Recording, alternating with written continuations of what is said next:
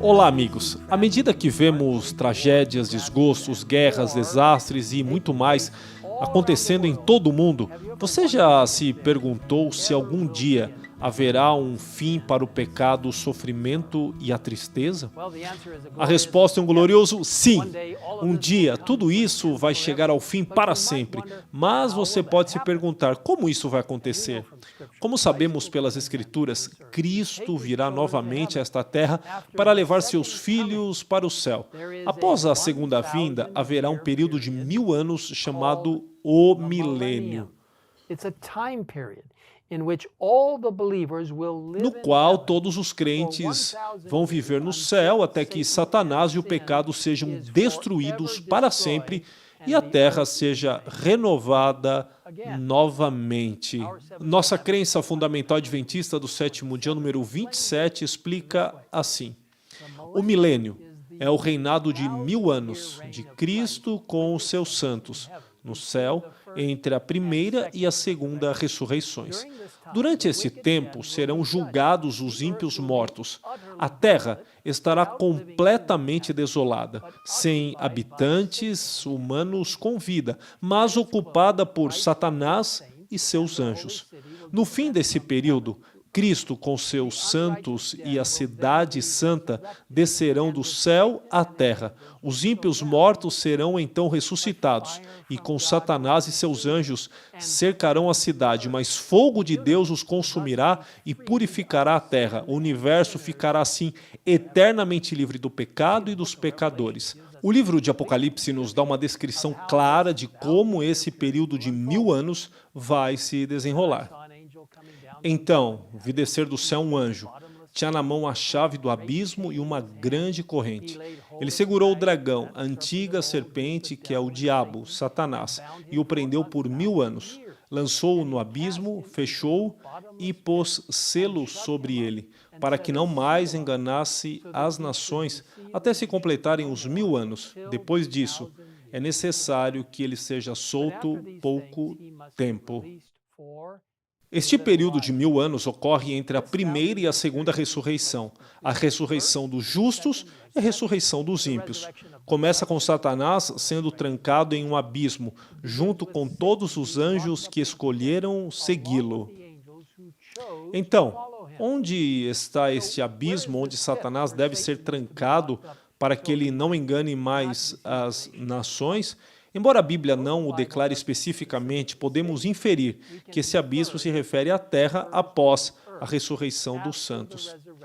Todos os justos já foram levados ao céu para viver com Cristo, e os ímpios ainda estão dormindo em seus túmulos. Não há ninguém na terra para Satanás enganar. O planeta inteiro está vazio, em ruínas, sem um único ser humano.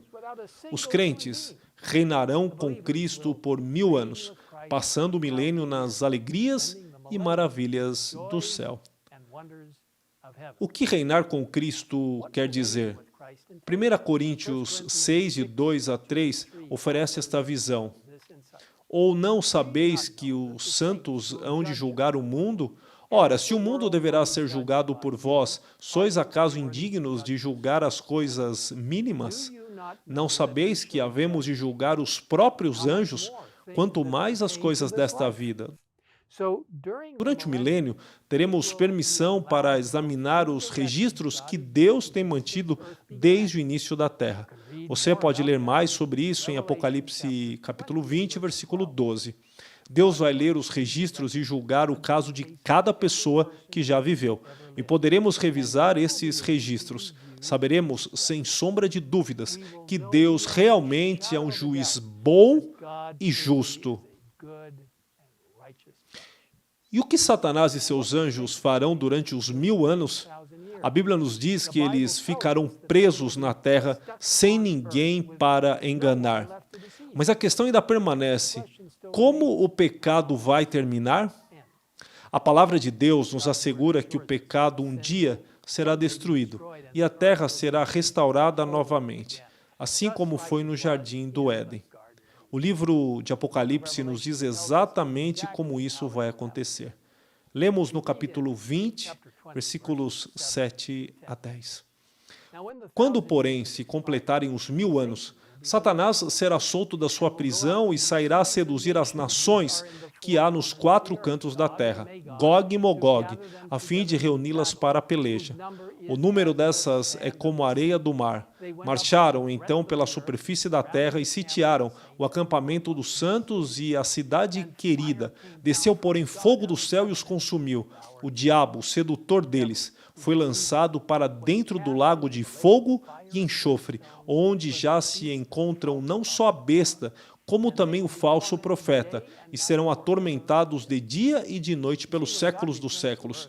Quando Deus retorna à terra para purificá-la, ele começa com a segunda ressurreição, a ressurreição dos ímpios. É quando todos aqueles que se rebelaram contra Deus, que se recusaram a aceitar a Jesus e ficaram ao lado de Satanás, serão trazidos de volta à vida para serem julgados. Quando Satanás vê todas essas pessoas, ele tenta um engano final. Ele exorta todos os ímpios a se virarem e atacarem a cidade santa, alegando que podem conquistá-la e tomá-la como sua. Satanás e seu exército marcham para a cidade santa e se preparam para atacar, mas sua rebelião dura pouco. Fogo cai do céu e os consome, deixando nada além de cinzas. Satanás e seus seguidores são totalmente destruídos. Aqueles que escolheram o lado do pecado e da rebelião vão ser consumidos em um instante. Satanás, porém, o responsável por todo este engano, será lançado no fogo de lago e enxofre. Apocalipse diz que Satanás vai queimar para todo sempre. Isso, no entanto, não significa que Satanás passará toda a eternidade queimando em tormento. Satanás não é imortal, nem Deus o deixaria em estado de tortura constante por toda a eternidade. As Escrituras dizem que somente os justos terão a vida eterna.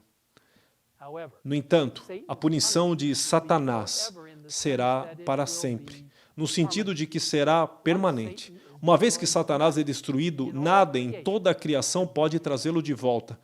E com a morte final de Satanás, o mal também acaba, liberando o domínio que uma vez teve em nosso mundo.